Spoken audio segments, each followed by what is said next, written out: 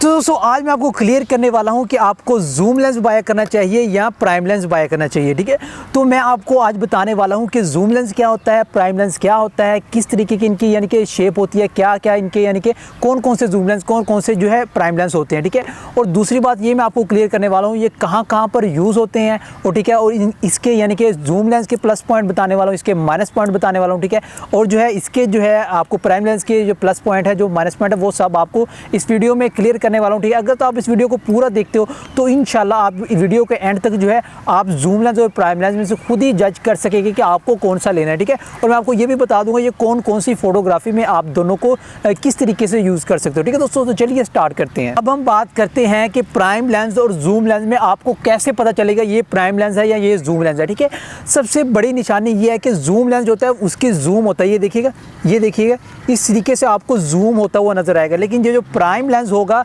उसका आपको जूम का बटन नहीं मिलेगा, सिर्फ आपको यहाँ पर एक रिंग मिलेगा जो लिए मैनुअल फोकस के लिए यूज़ होगा। ठीक है, तो बेसिक डिफरेंस जो है वो ये है।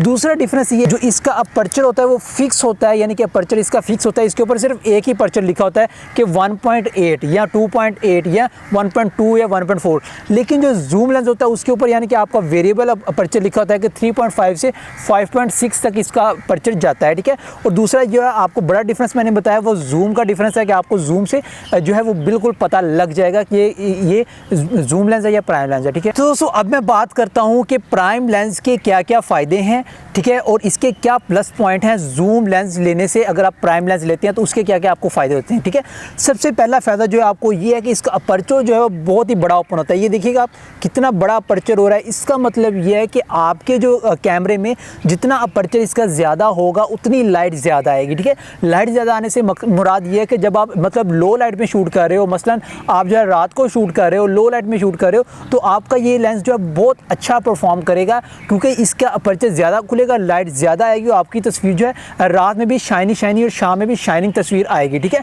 अच्छा अब दूसरी बात यह है कि इसके ऊपर वीडियो भी बहुत ही अच्छी बनती है क्योंकि इसका फोकस फास्ट होता है। ठीक है, इसका फोकस जो है वो जूम लेंस से फास्ट होता है। ठीक है, और अब तीसरा जो इसका बड़ा एडवांटेज है वो ये है कि इसका जो है इसकी शार्पनेस ज़्यादा होती है और जूम लेंस की शार्पनेस कम होती है। ठीक है, इसकी शार्पनेस मतलब आपने यानी कि मेरे फेस पर फोकस किया है, ठीक है, और अगर आप प्राइम लेंस से फोकस करके यानी कि खींचेंगे तो आपकी शार्पनेस बहुत ज़्यादा आएगी, बाल अकेला अकेला नज़र आएगा। ठीक है, अगर आप जूम से करते हो तो आपका फोकस जो है वो थोड़ा सा ब्लर आएगा। तो दोस्तों अगली बात ये है कि इसका साइज़ आप देख सकते हैं बहुत ही छोटा होता है। प्राइम लेंस जितने भी होते हैं उनका साइज़ तकरीबन इतना या इतना होगा। ठीक है, उसमें यह है कि जितना साइज़ छोटा होगा उतना आपके लिए कैरी करना बहुत आसान होगा। हालांकि जब मैं 70-200 टेली लेंस जो है पहन कर जब शूट करता हूँ तो मेरी बाजू बहुत दुखने लग जाते हैं। ठीक है, तो अगर आप प्राइम लेंस यूज़ करते हैं जूम लेंस की बजाय, ठीक है, जूम लेंस बड़े होते हैं, इतने होते हैं। ठीक है, प्राइम लेंस छोटे होते हैं, ये कैरी करने भी आसान है, मतलब आप कहीं जाना चाहते हो तो आप इजीली उसे बैग में या कहीं भी रख सकते हो। ठीक, दोस्तों अगला फ़ायदा ये है कि जो प्राइम लेंस होते हैं इनसे आपको जो है फ्रेमिंग करने में बहुत ही मदद मिलती है। ठीक है,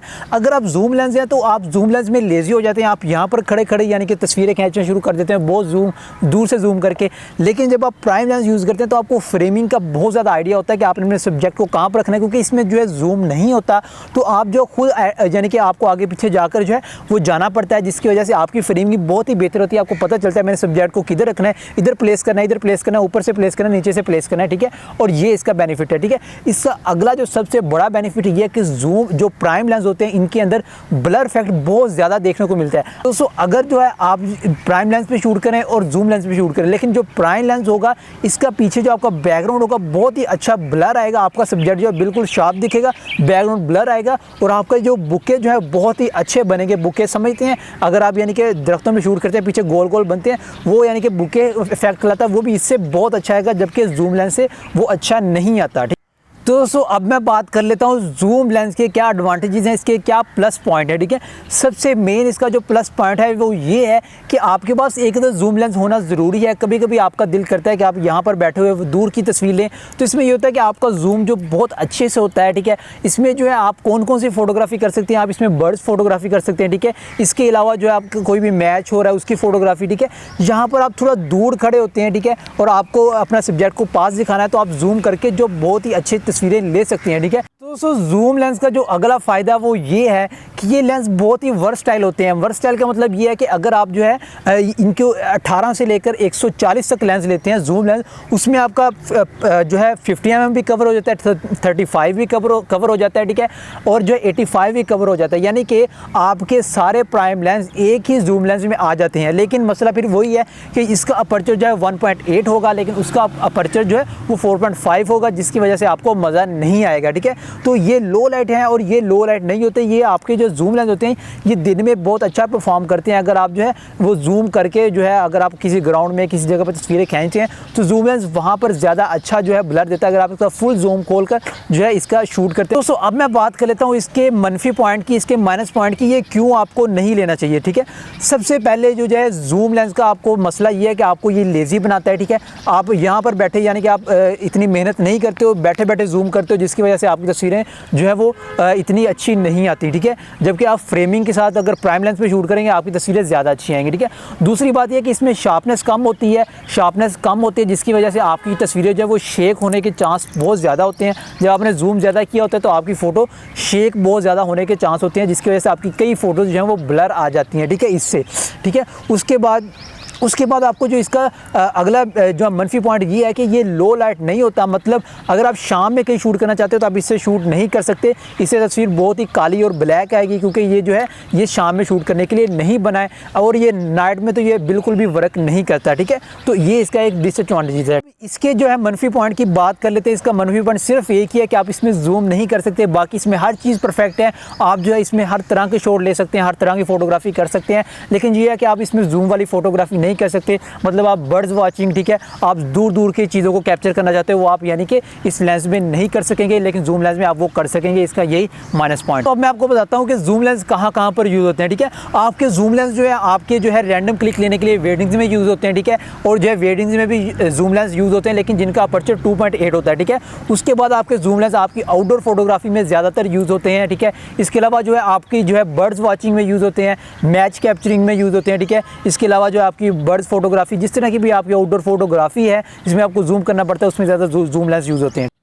तो अब आपको मैं बताने वाला हूँ प्राइम लेंस कहाँ पर यूज़ होते हैं। प्राइम लेंस ज़्यादातर आपके वेडिंग्स में यूज़ होते हैं, आपकी लो लाइट फोटोग्राफी में यूज़ होते हैं, ठीक है, आपकी वीडियोस में यूज़ होते हैं, ठीक है। इसके अलावा आपके स्टूडियो फोटोग्राफी में प्राइम लेंस यूज़ होते हैं, ठीक है, और वेडिंग्स में तो बहुत ज़्यादा यूज़ होते हैं, ठीक है। और आपकी जो है आप फ्लैश लाइट से फोटोग्राफी करते हैं, ठीक है, आउटडोर में या इंडोर में, ठीक है, उसमें ज़्यादा जो आपके जो है प्राइम लेंस यूज़ होते हैं, ठीक है, जिनमें आपको बहुत ज़्यादा शार्पनेस, बहुत ज़्यादा अच्छी तस्वीरें, या जहाँ पर आपको बहुत ज़्यादा ब्लर चाहिए या बुके चाहिए, वहाँ पर आपके जो है वो प्राइम लेंस यूज़ होते हैं। दोस्तों अब मैं आपको बताता हूँ कि प्राइम लेंस कौन कौन से होते हैं और जूम लेंस कौन कौन से होते हैं, इनके नाम बताने वाला हूँ, ठीक है।